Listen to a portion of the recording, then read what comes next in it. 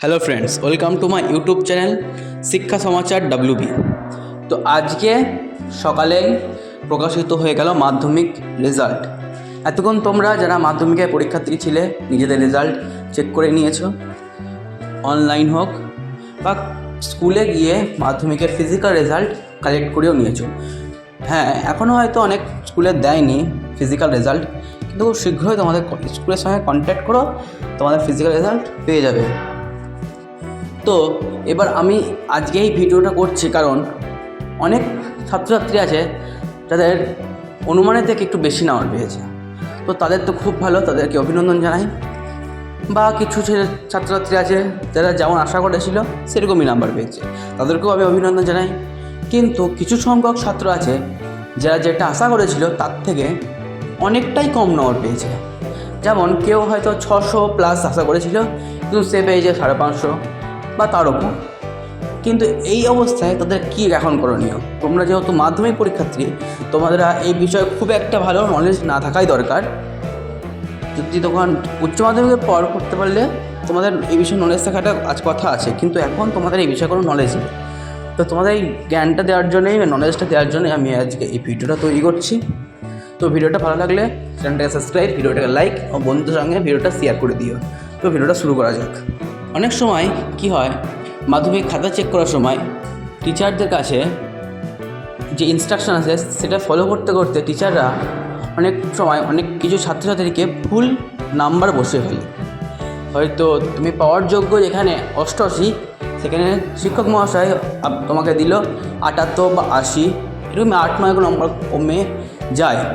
এটা ভুলবশত অনেক হয়ে যায়, কারণ শিক্ষক মহাশয়টাকে অনেকটা খাতা দেখতে হয়, সেই জন্যই অনেকটা ভুল হয়ে যেতে পারে। তো এই সময় তোমাদের ঘাবড়ালে চলবে না, ভয় করলে হবে না, মন খারাপের দরকার নেই। যদি তুমি কনফিডেন্স থাকো যে হ্যাঁ আমার নাম্বার বাড়বেই, আমি এর থেকেও ভালো লিখেছি, তো তোমার একটা অপশান আছে স্ক্রুটিনি।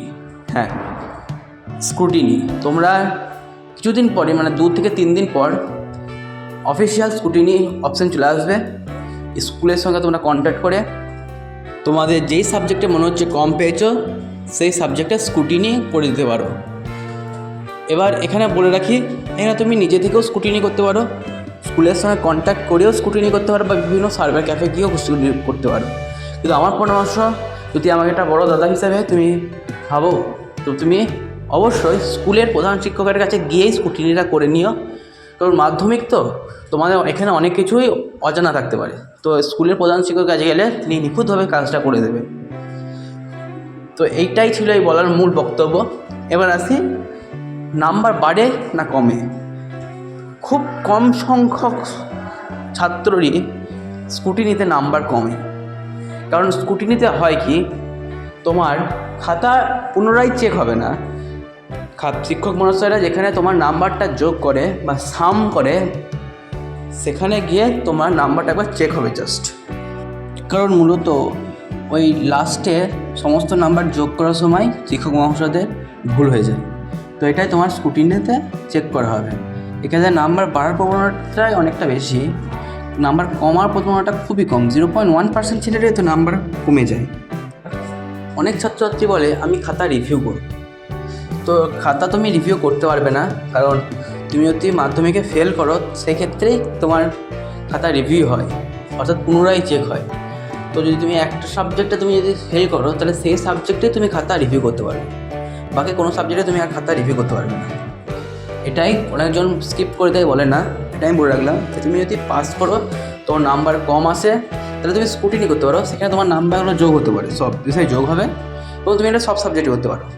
কিন্তু রিভিউ বিষয়টা হচ্ছে, তুমি যেই সাবজেক্টে ফেল করবে, যেই সাবজেক্টে ফেল করবে সেটাই শুধুমাত্র চেক হবে, বাকি আর কিছু চেক হবে না।